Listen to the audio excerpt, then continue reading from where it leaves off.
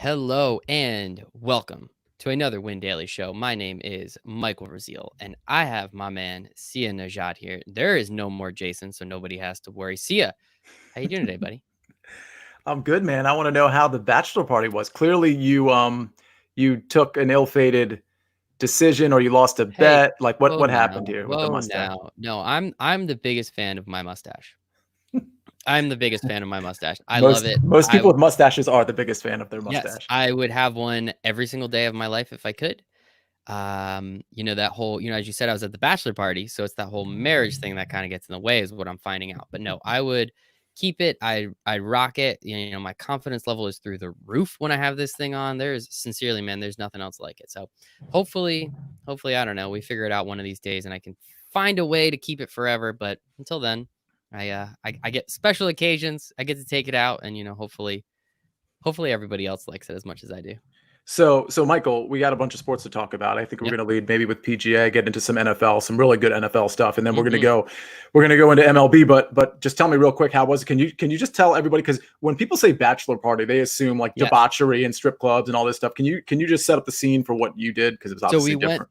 yeah, it was very different. We went to a house in the mountains, essentially. I wouldn't even call them mountains. I'd really just call them hills, like bigger hills, like slightly bigger hills. We went to a house. We got a lot of beer. I will say that. We got a lot of grilled meats and we had a bunch of yard games. So, you do that for a few days in a row, things start to get a little weird, let's be honest. But other than that, it was an absolutely wonderful time. I appreciate all my friends and I missed you. I will not lie. Thursday night around like 8:30, I got this weird antsy feeling. I was like, what am I not doing right now? And I looked down at my clock, which I probably didn't do most of the day. And I realized I miss Sia. And I'm back here now. And I feel bad. I left you with Jason. I know he messed everything up, but we'll get to that some other time, I guess. Jason wasn't bad actually, but he's no Michael Raziel, and so we're happy to have you back. Look at this mustache. Come on. Everyone was making fun of, or everyone liked Nick's mustache. This one's a little bit better, but For the record, I am just gonna skip over the fact that you said after a day or two things got a little weird. Like you just kind of yada yada, like yeah, something that might have been like interesting, no. maybe controversial or like weird. I don't know what that So was. it is Tuesday, so we're getting ready to talk some sports. Baseball's coming back, so we're very excited to talk about that. We want to remind everybody of some of our favorite over-unders for season totals. A couple of those teams that we like. Hint, they're all in that central region. Most of them are, at least. But first, we got to start with PGA. We have the 3M Open. I love all these names. These make me laugh every single time. Which company sponsors what? But we got the 3M Open.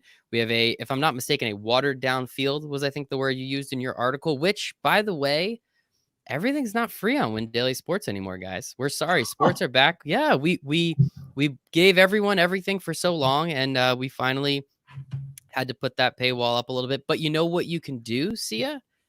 Yes, you can sign up, and what is it still 23 cents to sign up for the first month? 23 cents for the first month. So there are still free Wow. articles. We're going to have a free article every single day. So don't worry. We're still going to get you some content. But Sia right now, he's so, well, damn good looking, but so damn good that 23 cents, you get all of Sia's articles.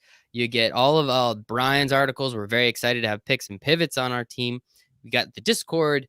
You got the projection model. So it's a lot more, not just Sia's articles. Granted, I know you would pay $20 for Sia's articles, but there's a lot of other stuff that come with it. And we're very excited to get back into sports and start providing all that content still as well. But anyway, without further ado, let's talk about the 3M Open or whatever it's called. Yeah, I don't mean, you're right. Some of these names can get really, like, the waste Yeah. management was always like kind Well, of a funny one. so sorry, diversion. I went to that one out in Arizona once. That's awesome. You want to talk about a bachelor party, dude? That place was bananas. But that's, again, I don't want to talk too much about it, but maybe you and I could talk off screen. How's that sound? If you're ever going to go to a golf tournament that's not like your standard golf tournament, that's the one to go to. I mean, my Oh my friends go out there every year. They get like tickets to like the grandstands. I believe it's on 17, and Is it 17? Whatever. whatever it is, and it's a fun time It's a apparently. blast. Had an absolute blast. But okay, now let's actually talk about the 3M Open. So yeah, watered down field, right? So it's not a particularly challenging course. There is water in a lot of places, but on most of the holes, water really isn't a threat. So what But was that? tis. I didn't even get my play on words. What did I do? Oh, I thought you meant it was a watered down field, as if like the talent was I'm slow watered down. today. Oh, I'm No, slow with you no. today. The talent Yeah. was watered down, but then there's water all over. Okay, we're rocking it. 5 minutes in, man. I'm feeling this one. This is gonna be fun. Clicking on all cylinders, clearly. Clicking. I'm just going to use analogies for the rest of the show. Watered Love it. down. So anyway, so what we have is like a few guys at the top, and then there's a huge gap from like your top echelon guys. A lot of these guys are taking this week off to prepare for a couple tournaments down the way, including a major in a couple weeks. So you got Brooks Koepka, you got Dustin Johnson, Tony Finau, if you want to call him an elite name, which he's not really, but he is in this tournament, and Tommy Fleetwood, Paul Casey. They round out the 10,000 and above range. So the tricky thing with this one, though, is because you only have so many household names. So when you're building your quote player pool, you're going to find that your player pool is a little bit bigger this week than, or just inevitably, you're going to want to include so many more guys because you're just so unsure about those guys in the 7 and the 8K and even the 9K range. So kind of keep that in mind. You are going to have to narrow it down a little bit unless you're really diversifying and you're making 150 lineups and this kind of thing. But at a certain point, if you're just entering like 10 lineups, you're really going to have to start narrowing it down. And I'm hoping this helps in doing that. I've already done an article. I know Patrick has published an article. We either have another one coming out tonight, but we definitely have at least 2 more coming out tomorrow with player picks. So you can kind of take our work and see what we have overlapping, kind of like understand our rationale. And then once you do that, we all go into Discord. Every single golf writer's in Discord all day Wednesday. Well, some of us are in there all day. Some of us aren't. But Wednesday night for sure, we're all in there and we're all kind of breaking down to the extent the writers have differences. We kind of hash them out and we kind of come out with like a core group of players. So please keep that in mind when you sign up for 23 cents. If you haven't already, yes, it really truly is 23 cents, by the way. And you get into Discord and you get to talk to all of us. And some of the subscribers have a lot of good knowledge too. So let's start though with that 10K and above range. And I'll do this a little quicker than I normally do. I don't really know that I'm in love with anybody, but I do know that DJ is the class of this field. And I do know that DJ on a good day is better than all of these golfers, especially because Brooks Koepka still has some sort of lingering knee issue that we're just not really sure about. So I really like Tommy Fleetwood as well, but he hasn't really been playing. So that's kind of an issue there. People are going to take a chance on all these guys. And honestly, DJ's price tag being 11.5, I thought people were going to kind of stay away from him because it's such a heavy price tag. DJ doesn't impress most people as from an elite, a top tier standpoint. And by the way, he shot back-to-back 80s at the Memorial last week when you were having your bachelor party. Basically, DJ may as well have been where you were because he wasn't really on the golf course, at least not upstairs. But what do we know about DJ? Did you like that, by the way? I did. I was going to ask if Paulina could have come. That's a good question. We might have to clear that with Wayne. I don't know. Well, so next time. But the thing is, like with DJ, and this is why we won on him 80-1 a few weeks ago at the Traveler. It's because he can kind of turn it on and off. Like he's so even keel. And honestly, when he had a bad day one at the Memorial, it kind of seemed like a situation where he was just going to mail it in the rest of the way because that's so classic DJ. So I actually like him this week in that elite range. DJ's probably my favorite guy. Unfortunately, his ownership percentage is starting to creep up. I thought it would be low. I thought because of the price tag and all the other stuff I mentioned, that would be like 13, 14%. I'm wrong. It started out at around 15, 16%, and it's going up to 20%. So I think what people are doing is they're grabbing DJ first, and then they're kind of building the rest of their lineup. I'll tell you, Brooks Koepka is only 9% right now, which is, if you wanted to take a chance on Brooks, I guess this would be the time to do it. I mean, you got to remember this is a watered down field. So if Brooks gets hot, it's possible. I'm off Tony Finau. Great week last week. I'm just off him. I'm usually off him, so I'll stay consistent there. I do like Fleetwood, and one thing I want to point out with Fleetwood, his ownership percentage is even higher than DJ's. It's one of the highest in that top range, him and Casey. But Fleetwood is in a charity match, which will air on Golf Channel 3 to 5 on Wednesday, so before the tournament starts. So normally I wouldn't really care about that. He's playing the back nine. It's scramble format. For a guy that like we don't know what his form is, it actually will be helpful to watch that. Not just watch him play, but honestly, like, he might have an interview. We might hear the announcers like talk about what he's actually been doing, stuff that we might not be able to find on the internet. So you can kind of plan, to watch that and see how you feel about it. I know I don't know what's going to happen, but I know I'll have my impressions as to whether or not I'll be maybe a little fewer shares or a little, more shares. So that's kind of a cool thing that, there's only 4 players playing in that charity match. He happens to be one of them. So check it out, or at least, get in Discord, ask us how it went, because I'm going to be on Fleetwood, but something might change my mind that day, and you will kind of see. So that's the 10K range. Just in summary, I like DJ more than anybody, and I'm probably going to be on Fleetwood next. I don't really have a huge argument against any of the other guys, but I'm not grabbing a lot of guys in this range, so it's just probably going to be them too. And so with Tommy Fleetwood, I love that insight that, hey, you come here, you find out he's going to do a little charity match. He's only playing 9 holes, but as you said, like, it's something you can kind of see him a little bit, because we haven't seen him in a while. When was the last time this guy was in a tournament? It was before the restart. I'd have to look. I think it was maybe the Arnold Palmer Invitational or the Sony, but we haven't seen him, not even on the Euro Tour. We haven't seen him in many months play golf. So yeah, right. Like, that's a long time. Him, and there's a few guys that just haven't played. Adam Scott is another, top player that hasn't played. Fleetwood is at least back this week. I assume Adam Scott's coming back for the major. I don't know that for a fact, but the thing about Fleetwood, he's a great ball striker. And again, when you have a watered down field, and this is a ball striking course, like most are, of course, but his approach game is fantastic. And he just sets up this course just really sets up well for him. So if he's on his game, he's probably going to be there in the top 5 on Sunday, because he only has a limited number of players to contend with. From an elite, player standpoint. So it's when you said his name, I was like, man, I haven't heard that name in forever. And then we've been doing this. I don't know, when did golf start back up again? Like April. So it's been a long time, it feels like. But hey, he's back, and if you think it's worthy to grab a little bit of him, shoot, can't hurt to grab a little bit of him, right? So we're looking in the comment section, and this is another reason I like Fleetwood, of course. So Austin has come in and told you he loves the mustache. Hey, listen, it might be sarcasm, it might not be. Like, who's to say? Right. You can't tell. Like the typeface doesn't have like italics or something. So maybe it's not sarcasm. But they also said it's a stellar hair day, and we all know that I have amazing hair, but Tommy Fleetwood has even better hair. So I have to support my hair brethren, and Tommy Fleetwood is one of those men. Have you ever said hair brethren before in like a sentence? First time, long time, my friend. First time, long time. Look at you, man. Look at you. I got to be honest. It felt pretty good to say that. So it sounded off the tip of your tongue. It sounded really good, man. That's fantastic. And that was the 10K range you said, right? Correct. Right. Yes. Let's hop down. Let's go to those 9s, because as you said, this is gonna be a weird field. So I'm curious if we're doing a couple of those top dudes and we're going down into the barrel, or I'm curious how you're gonna build this. This is always fun for me. This is interesting, because this 9K range is going to be, they're not household names, but they're going to be super chalky, because they're the right price considering their talent level versus the people in the 8 and the 7K range. So, this is kind of a watch out. Like, it's going to be very easy to be contrarian here, but it's not going to be easy to be contrarian at this level. What I mean by that is you're going to be able to get contrarian in your 7 and your 6K level, but here is where you're scooping up all your chalk in a cash game. Like, this is like not necessarily where to start, but you want to grab a guy or two from this range for sure.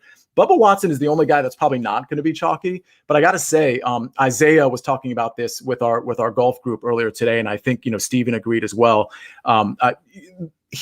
He's been ball striking it better than really he has in kind of a couple of years. So he's like last week, he was good. He was really good ball striking, but he was bad with his putter and around the green. So this guy has like plenty of potential. I'm never on Bubba, but if you wanted to make a contrarian play from this range, Bubba would actually be the guy. He's tracking at like 11, 12%.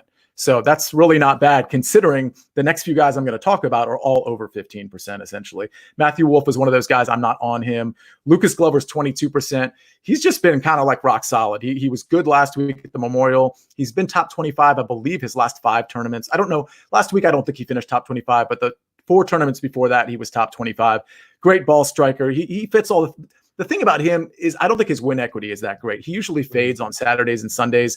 He's still good, but he's not great. And so I'm not really on Lucas Glover. I understand why people would, but considering he's chalk and considering there's other guys in this range I like, I'm probably off Glover. I'll go quickly through the rest of the 9K range. I like Russell Henley.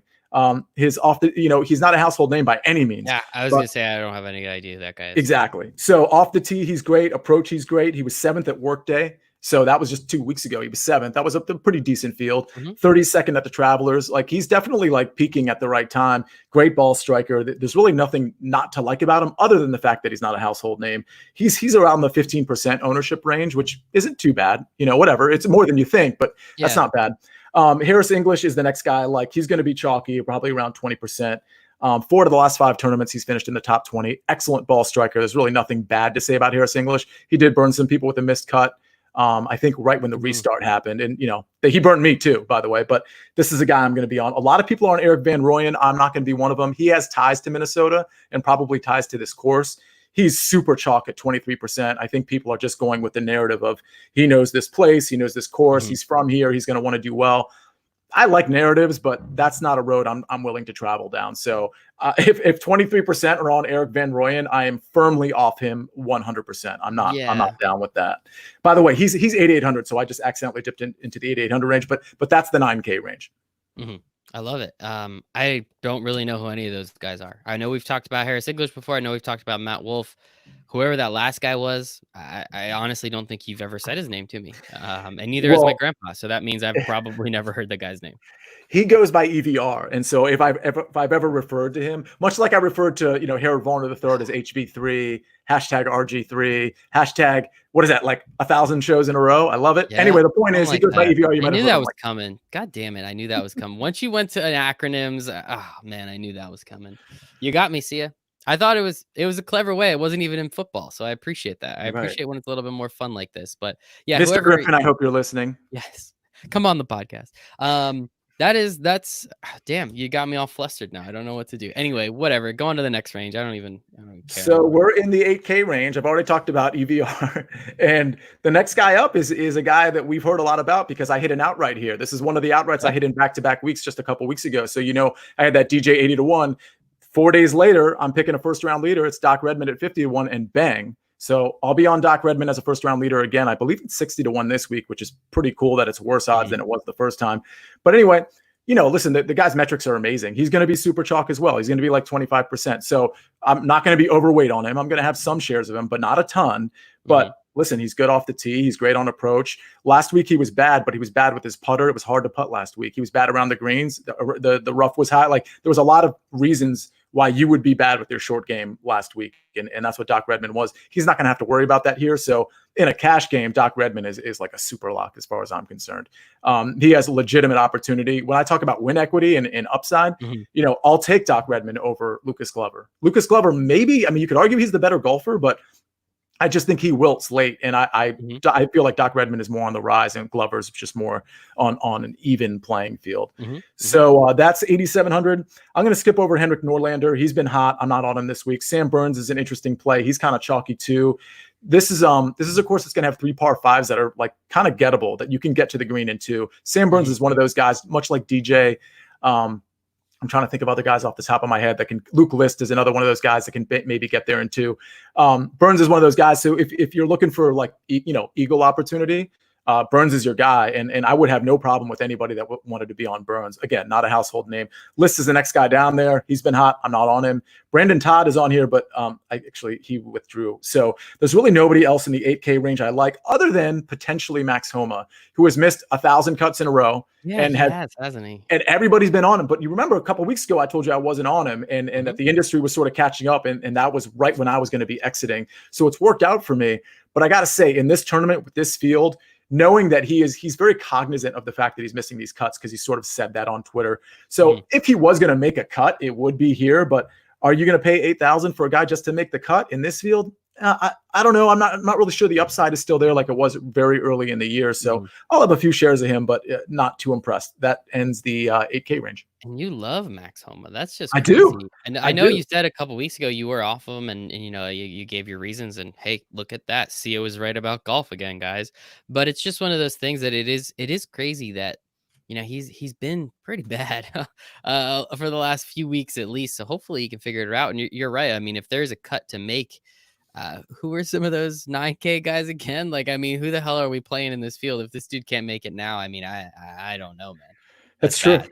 That's bad. But so yeah, it doesn't sound like there's too much in the 8K range either. I'm really confused on. Are we just going Dustin Johnson and hoping he wins this whole thing at this point? Like, I want to hear the rest, but it's a weird field, man. Yeah, you make a good point. There's plenty in the 8K range, but it just depends on which range you want to fade. You can fade that top range where DJ and Kepka, you can fade that 9K range, or you can fade this 8K range. I think you're probably better off taking like a DJ or a Paul Casey or somebody like that, a Tommy Fleetwood, and then maybe just like skipping over the 9K range and grabbing a couple guys like Doc Redman, for example, or if you like Lucas Glover, Mm-hmm. and then you'll have some room left if you grab a couple of those guys to get like an 8,000 guy and a couple 7,000 guys, which would be a pretty good lineup. So, there's no range here where you're like, oh, I have to have that guy. Yeah. That's just not a thing. So, look where the ownership leverage might be a little bit, and then just kind of hope and pray that your 7K guys, or maybe if you dip down to the 6K range guys, actually make the cut, which, there's plenty of guys that can and will. So if you hit those, you're going to be good. I wouldn't worry so much about the top range. I think a lot of those guys are safe to make the cut. Okay. And it's just about win equity at that point. Yeah, we don't like, obviously we need to make the cut. The only way you can get in the top 5, top 10 is if you make the cut, but that's not where we're not going to pay $8,000 for Max Homa to barely make the cut in this, such a watered down field. Yeah. Remember that joke from 20 minutes ago? That was a good joke. It's fantastic. It's just the mustache, I'll be honest. So that's the 8K range. I'm really excited to get to the 6K range. So let's do the 7K range, because I think we might have another secret weapon in our back pocket this week. But I don't advertise. I don't promote the secret weapon. We got to talk about it a little bit. Like, we're not gonna say who it is. They have to hop into the Discord, which is still free for 3 days, right? Like, it's 23 cents to get everything on the site, but you can hop in the Discord for free for 3 days still, and CC is a secret weapon. But we'll get to it. There you go. I like that. All right. So listen, we are in the 7K range right now. Not too impressed with the top of that range. I will say that Sepp Straka has been really good lately. He's definitely not a household name, but he's been firing lately. Jonathan Vegas is at the top of this range. I actually like him as a first-round leader, but I don't like him to keep it up for 4 days. So I won't have him in my player pool, but I'm unloading on a first-round leader bet with him. He's one of like 4 guys I have in my first-round leader bets that I'll discuss at the very end of this. The rest of the 7K range, I might take a flyer on Cabrera Bello. I'm kind of big on him. I mentioned him a lot. He's among players that just aren't very good. He's been very bad ball striking, but this guy has been elite in the past. And if you're going to take a flyer on somebody in this 7K range, I mean, he's like 5% ownership. So he's a guy you can get leverage on. And if he finds the Cabrera Bello of old, like, you've got something there. The next guy down from him, though, I do like, and that's Scott Stallings. He can get hot when it matters. He's been pretty decent since the restart. And, I've had him in some lineups that he's really helped me like 2 and 3 weeks ago. So I do like him there. Troy Merritt's another guy I like at 7,500. He's made 4 of his last 5 cuts. He's just he's not a household name yet, which I love, because it should keep his ownership relatively low. And he's just been good. He's been good with elite competition. So I like him. He was top 10 at the Rocket Mortgage, I believe. And he was 32nd, maybe 22nd at the workday. So he's been good. He's finished in top 25. So he's looking at like 5-6% ownership. So talk about ownership leverage. I mean, this is a guy that's been competing near the top, and you can get him at 5% in this field. Yeah, sign me up for that. Brandon Grace, I'm going to mention because he was a late entry to the field. There was a couple withdrawals. So he might be a good guy at 7,500 to just throw in a lineup or two. The last guy I'm going to mention in the 7K range, or one of the last guys, Richie Werenski, speaking of secret weapon, 2 weeks ago, he was my secret weapon. And by cut day, he was in the top 10. FYI, last week, my secret weapon was Chez Reavie. Again, these are guys that are less than 5% owned, that the industry is not on, that are also in the 6K range. So my last 2 weeks were the only 2 weeks I've done this, and I've like fired on these guys, and it's helped out a lot of our subscribers. It's helped me out, helped a lot of our writers out. So pretty happy about that. Werenski's just been very good lately. I'll just keep it simple on him. He's going to be about 11-12% owned, maybe a little bit higher, 13%, but he's 7,400. It's good value. He's made 4 of his last 4 cuts. He's just another one of those guys like Troy Merritt. He's not a household name yet, but he's just making cuts, and he's competing on Saturdays and Sundays. So I'll mention one other guy in the 7K range, and that is probably going to be Cameron Tringale. I do like him, and I like Chase Seifert at 7,000. He's been pretty good lately as well. Tringale's just very good with his iron play, and he usually pays off. And this is a fair price for him for sure at 7,200. Yeah, I've heard Tringale's name multiple times. You've definitely brought him up. He's done some things, hasn't done some other things. But say that other gentleman's name, Cameron Seifert. Oh no, Chase Seifert. That's even cooler. Chase Seifert. That's so freaking cool. What a name! Sounds like a video game name. It doesn't even right. real. Sounds like he's in Tron or some shit. That's pretty cool. Throwback. All right. So yeah, so I'll be honest. I usually have more questions, but I have no idea who most of these people are. And you've been doing a great job at explaining this. So I don't really think I'm needed at this point. I just want to get to the secret weapon part of the program. So let's do it, man. I don't know if you have anything else on the 7K guys, let's talk about it. But if not, let's just rock and roll.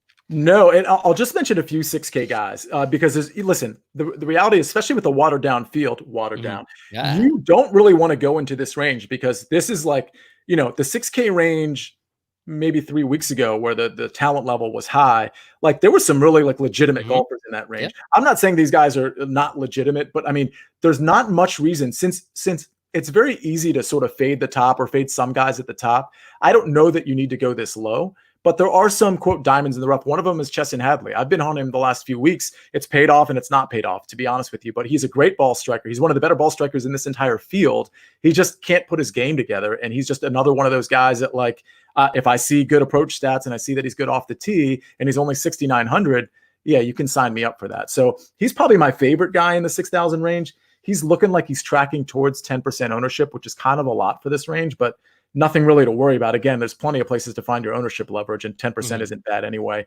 A couple other guys I like Stuart Sink at 6,600. He's just been pretty good lately. Decent ball striker, not amazing off the tee or anything, but again, we're talking 6,600. Danny Lee, I kind of like at 6,700. Although he's coming off, Steven was talking to me about this. He's coming off an ankle injury, and that might be a problem, might be something to look into a little bit, but Danny Lee at 6,700 makes some sense.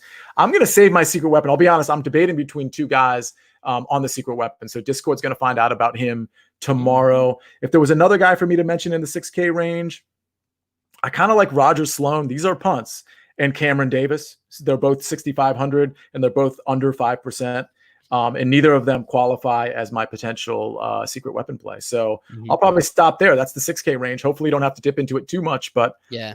There's some diamonds there. I do like Chesson quite a bit. Yeah, him and Sync could definitely do something, of course, and then the secret weapon. So make sure to hop into the Win Daily Sports Discord chat. It is free for 3 days, so you could at least get the secret weapon. It's also only 23 cents for the first month, where you then get the secret weapon, probably make at least one lineup that gives you more than $1 back. I mean, like, just listen to these guys. I do it, and all I do is listen to Sia and then read his article and then kind of go and say like, hey, did I do this right? And you're like, no, I didn't say to play that guy. And I was like, oh yeah, you're right. You said to play this guy. I correct myself and then I win money too. So it's really not crazy, guys. It's not rocket science. That's why we have people like Sia and Patrick and Steven and Antonio and Isaiah. Our team is incredible, and that's why we're here to help. And for 23 cents, get all the projections, you get all the articles, you get everything, man. And I'll admit, like, this doesn't happen every week necessarily, and nor should it. It's impossible to be good every single week. And I've been good with my outrights. I've been okay. I've been pretty good in DFS. But I'll tell you, some of our other writers who, again, are on Discord and who are also publishing articles, like last week, amazing. And our subscribers too, like this last week in particular, there were some like outright takedowns. Patrick had an outright takedown, and I think the field was like in the hundreds of thousands. He had like a free roll he entered from another, like a kind of competitor site, and they were gracious enough to have a free roll, to their credit. And Patrick just waltzed in there with, I think it was a single entry for him, and he just took it outright and won $2,000 on a free roll. So, and a lot of our other, Isaiah, Steven, Antonio, like a lot of subscribers were posted like this thing is working, like this train is like churning. And so please get in there, because and I'm hitting some outrights, and I'm hitting those matchup bets too, and I'm doing okay in DFS too. So like a lot of this is like really like generating steam right now. So like now would be the time to get into Discord, to sign up, read our articles, and like figure out if it's working for you, because it's working for a lot of people right now. It's working for a lot of people right now. And you brought up the outrights, and you've talked a little bit about some outrights and some first round leaders. Let's get to those so that's where the people can make the real money. Yeah, and I'll tell you what's really important. I wouldn't say it's more important this week, but matchups from a bankroll standpoint are really important, whether it's 72-hole matchups or just 18-hole matchups, whether it's Thursday, Friday, Saturday, or Sunday. That's where I make most of my money, and that's what gives me the ability to like put money on these outrights, which obviously don't hit at a super often pace. Until recently, where I was hitting them in like back-to-back weeks, but like that doesn't normally happen. And so like those are more like, those outright bets and first round leader bets are more like fun bets for me, so I can have like a quote Thursday sweat or a Sunday sweat. But like the matchups are really where you're going to make your money and generate the income that you can kind of like spread out to some of these contests or these bets that aren't really necessarily as profitable. So if you have a head-to-head and you're in Discord, just tell me like what your head-to-heads are. I have friends that text me screenshots of their head because they're different on each site. They legitimately are different on each site. So I can't write an article on it if I don't know what your head-to-head is. So Yeah, exactly. please jump into Discord and just tell me what your head-to-heads are, or private message me or whatever it is, and I'll try to help you out, because that really is a moneymaker for me. But I'll tell you what. Okay, so let's do 3 outrights, and I'll give you. Let's see. It looks like I have 5 first-round leaders. Yeah. With my outrights, I don't pick anything that's shorter than 30 to 1. I just Yep. don't do that. I'll wait till Friday for some of those guys to fall to lower odds if they have a bad day, and then I'll hammer them then, like a DJ or a Kupka or a Finau or somebody like that. So I'm starting at 30 to 1 or higher. Harris English at 33 to 1 seems like pretty good value in this field.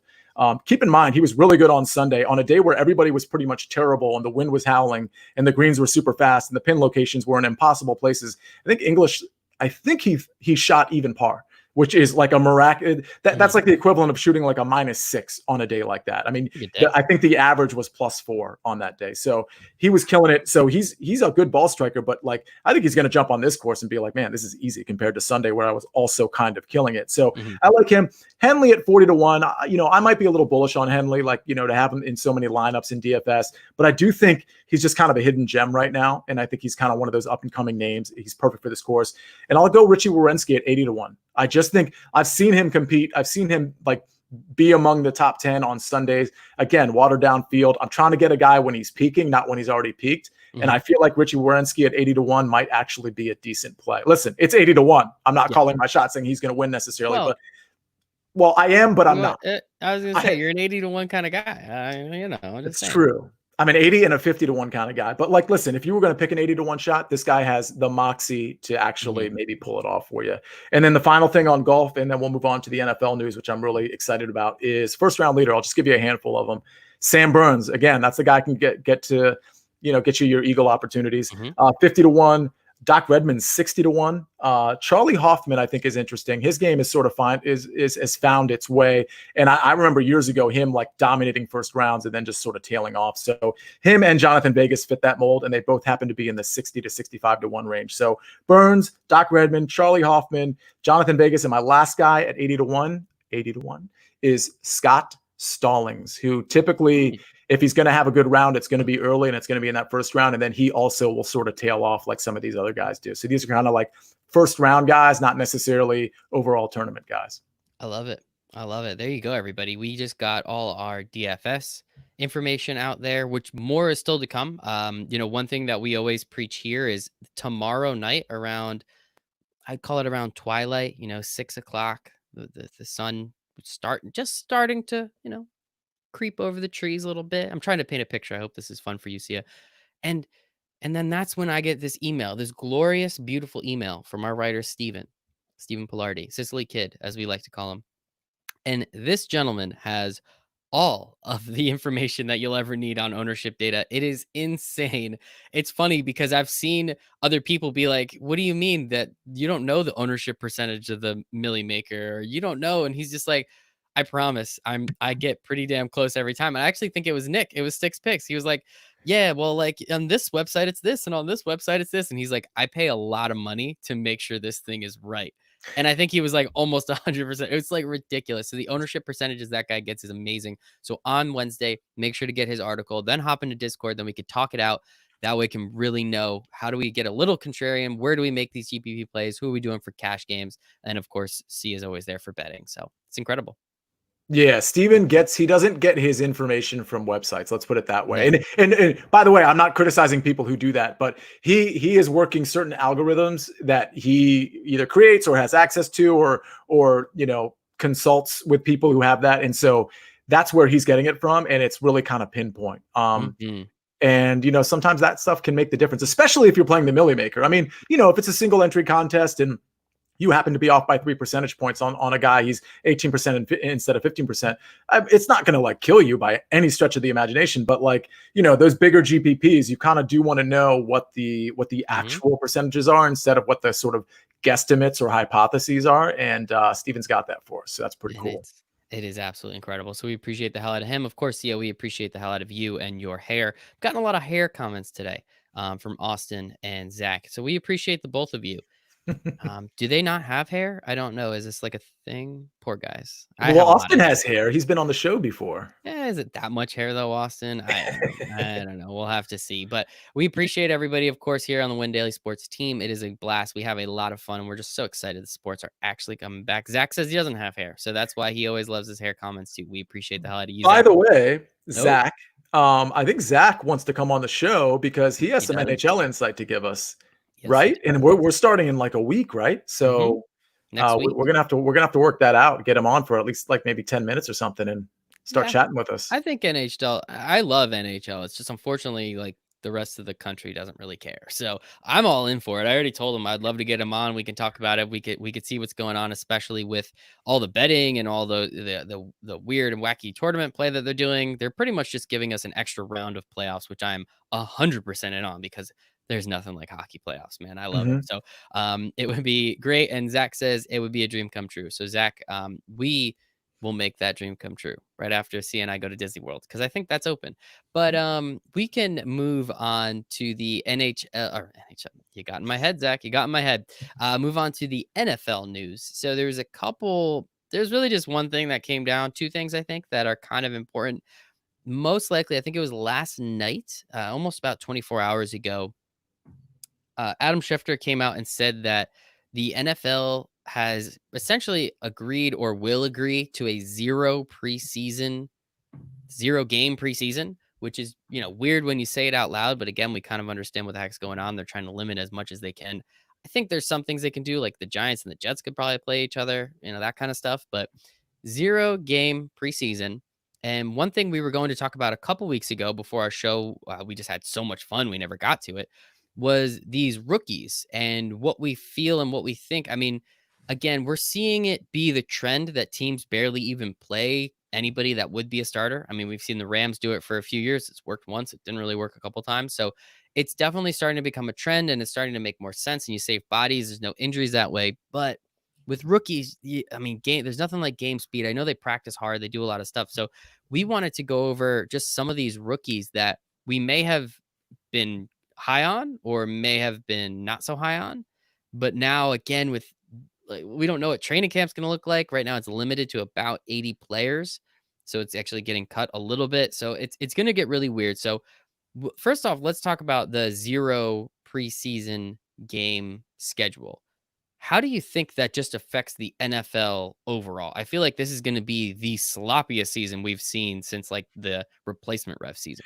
Yeah, and it makes me sort of curious as to how strong I'm going to be with my week 1 lines because there was a Mhm. few week 1 lines I really liked. The Lions -2 Yep. at home, which doesn't mean much, against the Doesn't mean Bears. It could be anywhere. I would still like the Lions -2 against the Bears week 1. The Steelers, I believe, were giving 4 to the Giants at New York. yeah. And then what was the other one I liked? I'm trying. Oh, well, one I was monitoring was the Rams were +2.5 against the Cowboys. I think that was like Mhm. a Sunday night or Monday night game. But so those lines, all of a sudden, now I have to really call into question whether I want to lay money on week 1 because we don't. The biggest problem is to me is the offensive lines. Like we don't know how the offensive lines are really going to be working. I guess in training camp they will, but they're not going to get any Mhm. sort of game action. Yeah. And then the rhythm between the quarterback and the wide receivers in particular. I feel like what we're going to see, by the way, if we're trying to look for a betting edge, I kind of like the unders because I just think that it's going to be a lot of like just getting your legs under you and just like dumbing down the playbook and just like some quick hitters with the passing game and a lot of running, a lot of clock, management, that kind of thing. So the over unders might actually be affected right now because of what's going on. But I would probably hit some unders, like even some of those like high flying games, like the Texans are playing the Chiefs, for example. Which, by the way, I liked it, the Texans +10, and then Chris Jones signed, and now I'm off of Mhm. that. But that over under was like in the mid 50s from what I recall. So that's another. I'll just like kind of be on all the unders, I guess. But I think you're right. The first 2 to 3 weeks are going to be really sloppy and really Mhm. penalty filled. And we're just going to have to live with that. I mean, if that's the price we pay, that's fine. Obviously, what we don't Yeah. want is an entire team to get COVID, and then we're like, oh, I guess they have to cancel this game. So Mhm. that's what I'm worried about. I'm not worried about the no preseason. Outside of the fantasy implications, I'm not worried about the no preseason. Mhm.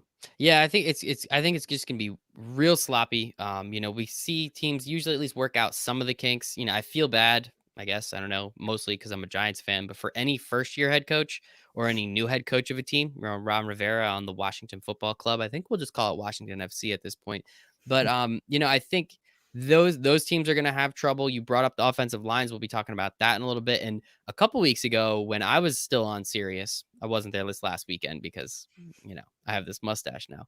But it was we spoke about that. We spoke about, hey, like, is there a point in taking any of the overs at this point? Like, you can't really call any of them a safe bet.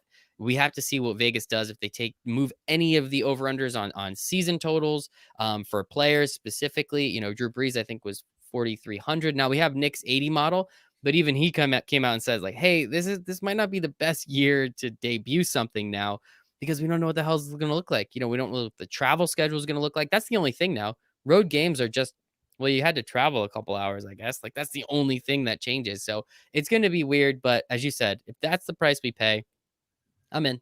I'm still going to watch all the football I can. Sunday from 1 to, I guess, like 9, I'll watch football, drive into the city, do the radio show while finishing that Sunday night game, talk about all those football games, and then drive home. So if that's what I have to do, I'm in. I'm 100% Yeah, in. So that let's would be do it. great. Who I feel bad about is the other thing that sort of came down is these training camps are going to be limited to 80 players. Mhm. So normally it's like in the 90s where you're Yeah. starting your training camp with. So that's really unfortunate for a lot of these undrafted free agents and a lot of these like 7th round picks that, I guess the 7th round picks are going to be invited to camp, of course, but like their likelihood of making the team, I just feel like they're just going to get so much few. So like the opportunities just aren't going to be there for them. Like, that's just the bottom line. And like there's even guys from like D1 AA schools that Bob, by the way, should have gotten drafted, but didn't get drafted because they didn't get to have a pro day or something like that. But they managed to make it on a team because somebody had the foresight to like bring them in because they saw their D1 AA. And I'm referring actually to some James Madison guys. I know there's this one guy with the Ravens, Daka is his last name, and he's an absolute machine. He had a ton of sacks, D1 AA. He's an NFL player, but we don't know if he's ever going to get the shot. And the real problem with the NFL is if you miss your window, if your window comes and goes, you typically don't get that opportunity again because there's an influx of new talent that comes in that very next year. So it's just one of those things where I really wish at the very least like the XFL would work out or something like that so that these guys can be like, all right, here's my opportunity that I can prove myself for a year, like some of these guys actually did in some of these offshoot leagues, and make their way back into the NFL. But that's really like, when you think of Hard Knocks, for example, like you see all those guys that are like nobodies and all of a sudden they make the roster. Like, how many opportunities are we going to get this year with no preseason games and limited number of players coming into training camp? It's really unfortunate. It's going to be wacky. It's going to be weird. I do feel bad for those dudes. Again, they literally put their entire life into this sport, and just because of this weird disease, some of them are just never going to get a shot again. It really does suck, as you said, with the XFL. It was doing all right. It was definitely, in my opinion, going to make it to another year, whether it was a good product or not. Enough people were watching it, but that's another conversation for last like March. But let's talk about some of these rookies a little bit. So you wrote a couple down. I wrote a couple down. I'll ask you the questions about yours, and then you can ask me about Jerry Jeudy and Henry Ruggs. So DeAndre Swift, you say you're not downgrading him. Now I have to ask, is that because he was never upgraded? No, I like DeAndre Swift more than most people, and I like the Detroit Lions more than most people. And I've never been big on Kerryon Johnson. So when the industry there was some people in the industry who shall remain nameless that were like really big on Kerryon Johnson last year, and I guess it could have come true. I mean, he did get injured in their defense, but he never really like popped to me coming out of college. Swift pops to me. Swift is good in all aspects of the game. He catches a lot of balls, which I think a Detroit running back, don't forget those days of like Theo Riddick catching like 7 balls. And in a PPR league, he'd like sort of make your year because you could put him in your flex spot and all that stuff. So Swift catches it. He caught a lot of balls at Georgia. He's a great runner, and I think he's going to be elite relative to Kerryon Johnson. They have other guys there like Scarborough and some of those guys, but they're not going to take Swift. They invested high draft capital in Swift. So I like Swift. Of all the rookie running backs, he's the only one I'm not downgrading because I don't think his competition is really there. And I think Detroit is an offense that's on the rise in every aspect, at receiver, at quarterback with Stafford back, and their offensive line is slightly improved. So I just really like that team. Yeah, and that makes sense. I mean, I don't like DeAndre Swift that much. I kind of never had him upgraded, but I mean, compared to every other backfield that has a rookie running back, and we'll get to Cam Akers in a second. He might be the only one that is like kind of the clear cut, like, yeah, I don't think Kerryon Johnson's very good either. And yeah, Bo Scarborough couldn't make the Jaguars. So, well, there's a reason he made it to the Lions. So it is what it is. Alabama legend, Bo Scarborough, by the way. But yeah, it's very interesting. It's very interesting. I don't think I agree with you there, but I see you make some very valid points, and I appreciate that about you. So that's all I got. Moving on, Clyde Edwards-Helaire. You've been touting the downgrading him for a while, as you said, already outside of all these running backs, or Swift is the only one you're not downgrading. Nick did come on and said, hey, like Kansas City running backs, they aren't asked to pass block as much as you'd think. I'll lean with Nick. He's watched way more film than I will ever in my entire life, and that's why I appreciate the hell out of him. Is there something else that is, again, taking you away from him? Because, man, I think he's going to look so good in this offense.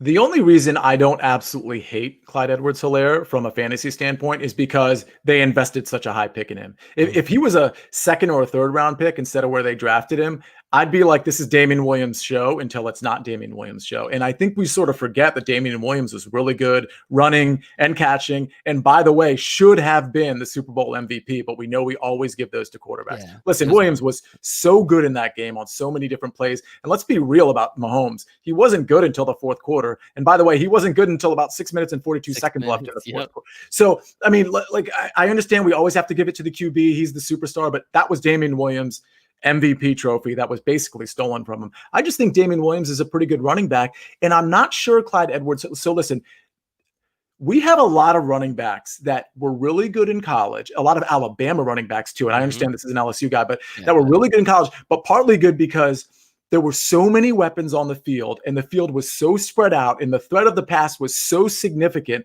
that these guys were running in space. I'll give you an example. Trent Richardson. When I saw Trent Richardson at Bama, his lateral quickness and his movement, to me, it was off the charts. What I didn't realize at the time is he was doing that basically in space, and he was doing it in space. So it kind of like fooled my brain a little bit. And I was like, well, okay, yeah, this looks really good. But then when you get him in a smaller space, and by the way, Clyde Edwards-Helaire doesn't exactly run a speedy 40. So I'm not saying Clyde Edwards-Helaire is Trent Richardson, but I think we need to be really careful about how good we think Clyde Edwards-Helaire is. Now, the good news for him is Kansas City has a similar sort of weaponry that LSU had. But again, who's to say that Damian Williams isn't going to be exploiting that weaponry, especially when you consider no preseason games. So I'm just not sure I would invest the type of pick that people are investing in Clyde Edwards-Helaire.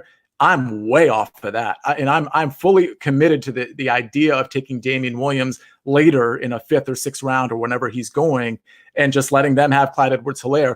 I'll go ahead and start out 4-0 because he's getting most of the reps, and then I'll unload him as trade bait in week 4 before he gets his job stolen from him, and I'm good to go. Savage, Sia. I love that. Screw over everybody in your league. They deserve it, idiots. No, I agree with you. I agree with you on all of that. I do think Edwards-Helaire is going a little high. I don't have his ADP in front of me right now, but I do agree with you. I think he's going a little high. I do think Damian Williams is going to get more carries than people think.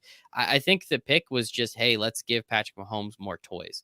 Let's see what happens. I mean, the offense was absolutely insane the last 3 years, but when Kareem Hunt was there the last 2 years. I'm sorry. When Kareem Hunt was there, they were better than when Damian Williams was there. It's not even a question. And, I think I'm not going to compare Kareem Hunt to Clyde Edwards-Helaire. Kareem Hunt won the rushing title. Let's never forget that. That dude won the rushing title and is now the number 2 back on a team, which is just crazy to me. But contract year for Kareem Hunt. Contract year, baby. Let's get it. But yeah, it's going to be interesting, and I'm excited to see. I do agree with you though. I think he's getting a little too much respect, and Williams is getting a little too less respect. Williams was also a little bit of a bust last year. I think he was also overdrafted, so people were getting him in like the second round. He definitely did not have second round output, unfortunately. But at running back, he was pretty good. He had some good games. He had some bad games, but I mean, obviously during the playoffs is when it counts for real, not for fantasy. So I think that's what people will remember about him. So that's fantastic there. How about Jonathan Taylor? We have Marlon Mack. We have Phillip Rivers. Got Michael Pittman coming in from USC, if I'm not mistaken, onto the Colts. The Colts are going to be an interesting offense, and as we'll talk in a little bit, their offensive line is pretty freaking fantastic too. So, yeah. How do you feel about Jonathan Taylor, and I guess more of a two-headed back system? What do you think that they're going to do there for the Colts? You mentioned Pittman, by the way. I think he's getting too much steam. He seems to be like a rookie fantasy darling. I'm not with that. That's a subject for another time. I think I got him super late in one draft, and I was very grateful about it. But yeah, I'm not But trying to super take late's it from. fine. Yeah, exactly. I got him like the 13th round or something, some crazy number, and I already had everyone else figured out. But yeah, you're right. That's another argument for another time. Back to Jonathan Taylor. So this is a classic case of where no preseason and limited training camp is probably going to hurt a running back. So this is like the classic case. I think Jonathan Taylor is better than Marlon Mack, but I think Marlon Mack is a very adequate running back. And I think he's going to get most of the reps the first few weeks. I mean, it could be like a 70-30 split at worst for Marlon Mack. That's how I see the actual carries going. So if you're going to start out, like, I'm really big on quick starts because it gives you so much leverage in year-long fantasy. I'm not talking about DFS right now. Year-long fantasy football. If you can start out 4-0 or 3-1, now you're really in a good spot because you can take advantage of those teams that are 1-3 or 0-4 that are like kind of desperate. So with trades and things of that nature. So I'm really big on trying to get that early start, and Jonathan Taylor's just not going to do that for you. Yeah, as talented as he is. Yeah, I think he is incredibly talented if you're doing Dynasty, if you're doing Best Ball, if you're doing something else, if you can get him later. But I think he's going too early for you to, he can't be your RB2. I do agree with you. Marlon Mack's not, you say adequate. He's pretty good. I mean, He's good. outside of You're right. last year when he got hurt, like their offense, they were humming. And then Marlon Mack gets hurt. They can't run the ball. He comes back. He still kind of sucks. And the offense is terrible. It's like running game is necessity as much as we don't care about running backs. They're an absolute necessity, and it's pretty disappointing. And I think that's another pretty big case on that. And Philip Rivers might play into that too. Philip Rivers is the ultimate veteran right now, just from a pedigree standpoint, and he'll probably want he'll probably want the veteran running back there instead of the guy. By the way, Jonathan Taylor had fumble problems at Wisconsin. Let's not forget that. I mean, I think I was when we were on Sirius this weekend with Jason. I recalled Jonathan Taylor's fumble issues, and then I should say I noted it, and then I recalled the year. This is before I just started rolling everybody in fantasy football. It was some time ago in my Vegas league where I drafted at the 9 spot CJ Spiller. That was the year he was supposed to bust out with the Bills. And then on the turn, I drafted David Wilson. Now, you're a Giants fan. You probably remember that year. It was David Wilson's rookie year, I believe. He actually, it was Sunday Night Football against the Cowboys. He fumbled twice in the first half. And he was actually kind of crying on the sideline because he just felt so miserable. And I felt just as miserable because I had CJ Spiller and David Wilson for the entire year. So I digress, but I'm just noting the Jonathan Taylor fumble problems. Like, do you really want to put that guy in right away? And by the way, if you do, what if he fumbles? Like, why wouldn't you just go back to Marlon Mack? So I think Taylor needs time. Yeah, and I think because it is going to be such a big split, again, you can't rely on him. You're just going to have to hope for touchdowns at that point, and that's going to be pretty difficult to do, especially, again, with not knowing everything. Now, again, we'll talk about their offensive line in a minute, but they have a pretty damn good one, so it is what it is. Let's talk about J.K. Dobbins. Two more running backs here. We got J.K. Dobbins in a crowded backfield. Lamar Jackson's like running back 6 on his own, so it's kind of difficult to find those rushing yards, even though he did it last year. I mean, I know you're downgrading him again, but why? So this backfield is so crowded. I mean, that's why. I mean, why would you roll out J.K. Dobbins now when you have Mark Ingram probably in the last year of his contract? I mean, technically has 2 years, but they can get out of it after this year. You have Gus Edwards, who's adequate. I'll use the word adequate again. Let's go. There you go. There you go. And then you have Justice Hill behind him. Justice Hill is no slouch. I mean, he's only been in the league. This is going to be his 2nd year, I believe. Like, this guy's a legitimate running back potentially. He would have been. He's torn his ACL like 2 or 3 times now. That's fair. He was so incredible at Oklahoma State, but yeah, I think he finally tore it again, and it sucks, man. But that's fair. So good. You might be right, but again, if you're talking about early starts, I just don't see J.K. Dobbins getting the workload that you would want. Now, if you're in a dynasty league, J.K. Dobbins and Jonathan Taylor, you should be jumping at them. In my opinion, I would take Jonathan Taylor ahead of Clyde Edwards-Helaire in a dynasty league, but that's not what we're talking about. We're talking about year-long, and then we're talking about maybe the first 4 or 5 weeks of daily fantasy. I just don't see the production there to merit a pick. And Zach just brought up somebody, and now I'm kind of curious, how many rushing yards do you think RG3 gets this year? Okay, so I think RG3 is the best quarterback on the Ravens, by the way. Pure quarterback, arm talent only. I think RG3 is the best quarterback, but he doesn't run anymore, nor should he. Nor should he. I don't really think he should throw the ball too much anymore, and there's a reason for that too. But gotta love it. Gotta love it. So this one's really interesting. It was said today, Mr. Sean McVay, McVay, as some people like to call him. Shout out my friend Mick, right? He said they are going to go with a running back by committee. There's 4 of them there: Akers, Henderson, Malcolm Brown, John Kelly. I don't even know who John Kelly is. They have a bunch of running backs there. Everyone just assumed it was Akers' job because Henderson had looked completely incapable last year if they drafted him in the 3rd round, I think. Malcolm Brown's just kind of a dude. He does some things sometimes, and he's not really that great. And again, I don't even know who the hell John Kelly is, so you can educate me if you'd like. But everyone just kind of assumed it was Cam Akers, and I guess either Sean McVay saw something or they realized something, and he's like, "Well, we'll see. Hot hand, hot hand." So, do you take that, like, or is he just trying to blow smoke at us? He's blowing smoke for the sake of his running backs. He wants all the running backs to know, hey, you got a fair shot. It's not going to be this rookie coming in. And, I guess that's possible that John Kelly's not taking that job. I mean, there was some talk that he had some upside. A lot of people were like grabbing him in fantasy when Gurley was getting injured, because they thought maybe he'd jump Darrell Henderson and Malcolm Brown, but that's not really a thing. You're right. So I think he's just trying to make sure his running backs are happy and they know. And if I was a coach, I would be doing the same thing, by the way. Why would I indicate that a rookie is getting the job over these veterans? That's like the worst thing you can do to any veteran in the locker room, whether they're a running back or not, is to be like, yeah, I'm handing the ball to the rookie and there's no competition here. So that's all that is. It's ironic that McVay is saying that, by the way, because he's the guy that was kind of only successful. Now, let's give him credit. He's a smart guy, but he was only successful because that offense ran directly through Gurley. Do not pass go. It was Gurley all the time. And if it didn't run through Gurley, everything fell apart, like we noticed last year when he was injured. So it's funny to me that he's like, oh, yeah, that running back by committee thing that they do in San Francisco, that seems like a good idea. That's total BS. He's going to pick his running back. That running back is likely going to be Cam Akers. I'm absolutely huge on Cam Akers this year. I do give him maybe a bit of a downgrade, but I'm still going to be overdrafting him in terms of where I get him versus where his projection is.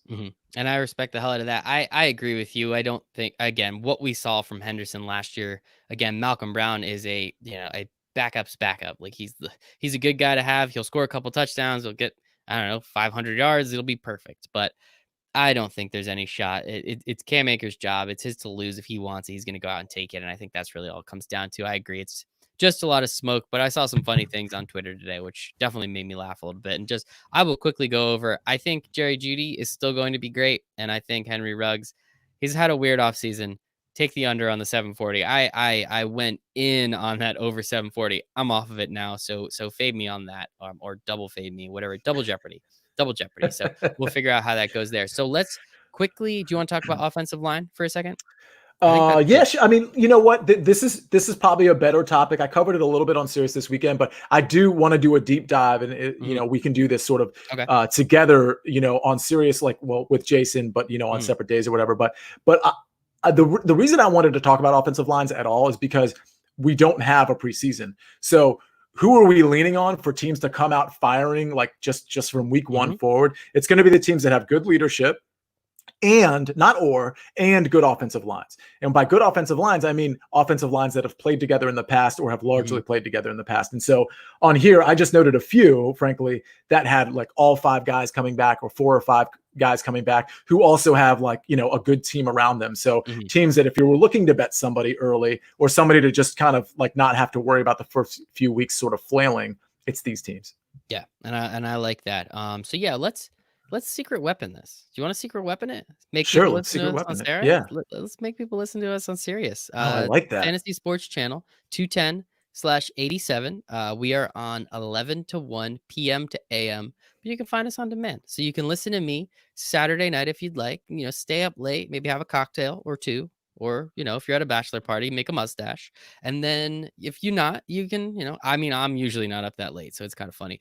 But yeah, just listen to us on demand the next day, and then same thing. Hang out with Sia late night, and then hang out with Sia next morning. What's up? So I've got a proposition for you. So, and for everybody listening. So a couple things are happening. I'll give you an example from last Saturday, but a couple things are happening with sports that you are just going to be destined to stay up late for the next, 6 months. Okay. Yes. With the NFL and with NHL and NBA and MLB all colliding, obviously NFL is after this, but like, there are going to be those, there's games all day, all night. And there's going to be some, in the NBA, it's a little different because they're on the East Coast. So I don't know how late those games are going to go necessarily, but like even Major League Soccer, I'll give you an example. Last Saturday, so just a few days ago, or I should say, it was last Saturday. So I had the show 11 to 1 on both days because you were growing your mustache. Thank you. And It was the LAFC, LA Football Club in Major League Soccer versus the LA Galaxy, and the game started at 10:30. Okay, so long story short, I got a tip from my buddy. We'll call him Jeff McGrath because that's his name. Yeah, that's And very specific. it is. That's just going to be a running joke that's not funny anymore, but I'm just going to do it every time. So he gave me a tip. I gave it to a friend named John Norrell because that's his name. That's his name.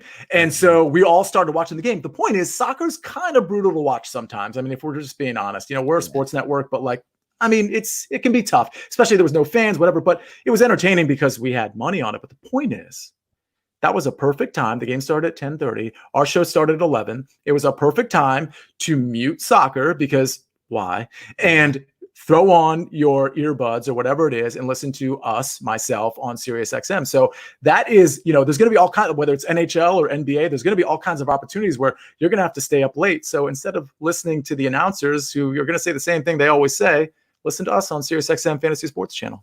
How about that? Well, I'm sure there's something better to watch than MLS. But yeah, when everything starts running a little bit, I totally agree with you. I was watching MLS a couple Saturdays ago. I guess we'll call it 2 Saturdays ago. And man, they were literally just falling on top of themselves. Like I watched a little Bundesliga, watched some little EPL, and my soccer friends who are kind of snobs, they're not lying when they say the MLS is bad, man. It's pretty bad. But a friend of a friend of mine plays for the Red Bulls, so we thought it'd be cool to watch him and drink some beer, I guess. So that was something. No money though. I'll ask you about John McGrath next time and see what he says. Jeff McGrath. Because because that's his name. Good news, you don't have to do a Grid of Death marathon for mispronouncing Jeff McGrath's name. Thank God. Good news. I would do another one if I had to, Mr. Coate. If you're out there, I would do another one. Real quick, Chris Cody actually texted me earlier today. If you'd give me a broom, I can sweep up all these names I'm dropping. But he texted me right before the show, and he said the Marlins are going to win the East, and I just assumed he was kidding, and so I texted him back and I said, "You're joking, right?" And he said, "Yes, but not really. I think the team's better than people think, and it's a shortened season. Anybody can win." And I actually agree with that sentiment in terms of the theory itself. So I don't know. I think the Orioles are going to lose less than are going to win less than 20 games. I like that under, but maybe the Marlins over win totals is the play. I don't know. That is an interesting one. We have to ask. So if the Marlins don't win the East, he has to run back the Fast and Furious marathon and has to do it in 24 hours. No bullshit 48. Like 48 hours would have been so easy, dude. Are you kidding me? We could have banged out like 1 through 4 at like 5 o'clock in the afternoon, just done all that and then does the rest. No. He's going to have to run it back. Text him that. Let him know. And that's how I feel.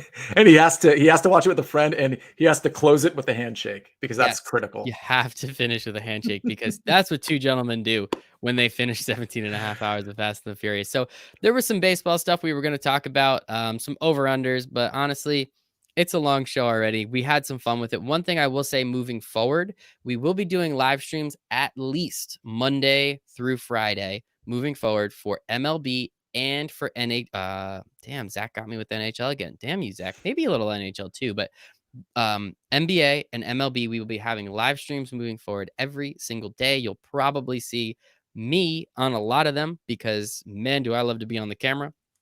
We're going to have Nick. We're going to have Ghost, Sticks. Both of them are named Nick, so I guess we kind of have to figure that out. Obviously, JT is going to be on for some of them, so we're very, very excited. That's where we're going to be talking a lot of baseball. Our good friend Brian, our good friend Adam. We're going to have all these dudes on there.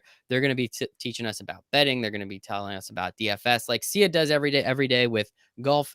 These dudes are going to help us out with some MLB and some NBA. Damn it, Zach. You almost got me again. RG3. All right. It's out. I said it. It's out of my system. We're good. But yes, make sure to tune in tomorrow night. We're going to be doing a little NBA.